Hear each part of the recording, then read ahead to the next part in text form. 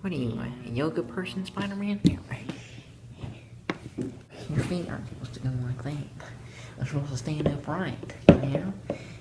Now, not like you're on a jazz band poster. Upright, like you're awesome, you know? You're confident, you're Spider-Man. Yeah. Roger, what are you doing? You're so cool.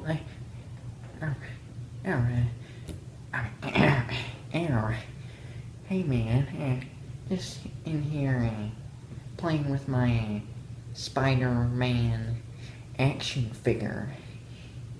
Look, I don't care about your Spider-Man dolls or whatever. Just get out. It's an action figure. Get it right. Action figure, whatever. Just get out. I need to film my Spider-Man movie review. Oh, yeah. I'll just actually, can me and Spidey stay here and watch it, so I can, as the middle-aged suburban adults say nowadays, get the bigger picture about the movie. Okay, fine. You can stay as long as you're quiet. Oh boy. Whatever.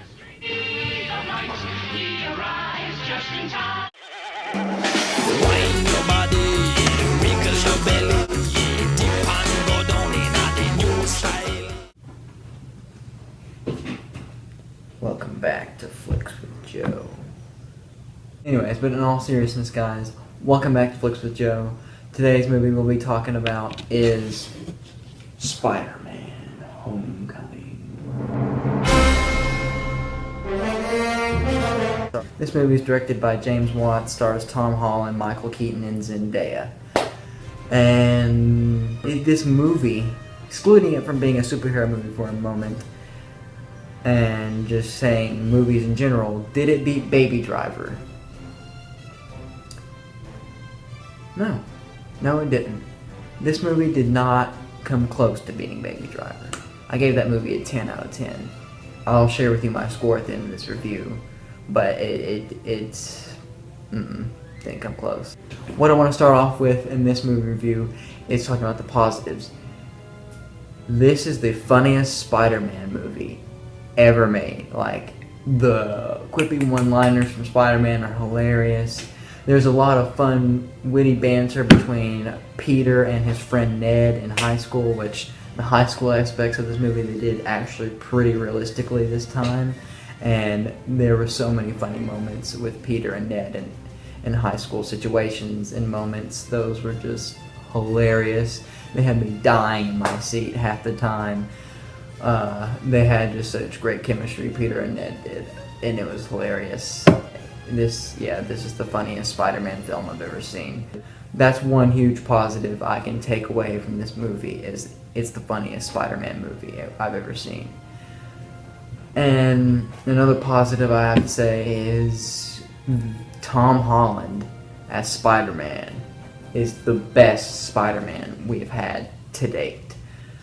I will say that Tobey Maguire still holds a special spot. I mean, he is very much second place, like right behind Tom Holland. Tom Holland just nails it so much because, you know, he's the youngest iteration of Spider-Man we've had on the big screen, and this is the 6th live-action Spider-Man movie, guys. We've had a lot of Spider-Man movies, and this is the 3rd iteration of Spider-Man live-action movies. And he's done the best so far, you know. He's the nervousness and the nerdiness of Peter Parker. He's got that down pat. Tom Holland nailed that aspect of Peter Parker. I think also Michael Keaton does a really amazing job as the villain, the Vulture. You know, he's just got everyday problems like middle-class working men, you know, middle-class hard-working men, you know.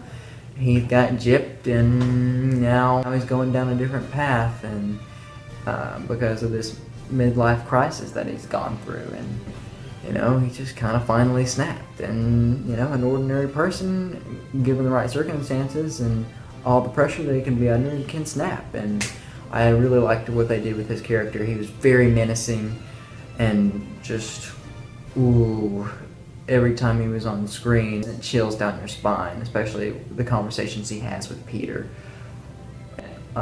as Peter, and also Peter as Spider-Man. Wow.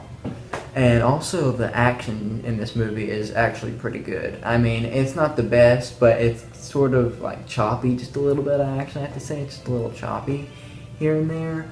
I wouldn't say it's the best action, but it's pretty decent for the action part. Actually, the action wasn't my favorite part of the film. Just a little choppy with the editing, but I still found it to be pretty entertaining. And the visuals in this movie are always stunning. I mean, even in the two Amazing Spider-Man movies, the visuals, like the cinematography, was great, and it is still great in this movie. Like the visuals and cinematography in every single scene and shot of this movie are amazing. You know, they really make you feel like you're in a comic book world, and I love that about the Spider-Man movies, especially this one. This one does it very well. And as I said before, guys, with the aspect of Peter being very young and in high school and high school moments, there's actually a little bit more of those than there are action moments and Spider-Man being Spider-Man all the time, you know, swinging from building to building, kicking criminals' butts, and or trying to defeat the Vulture.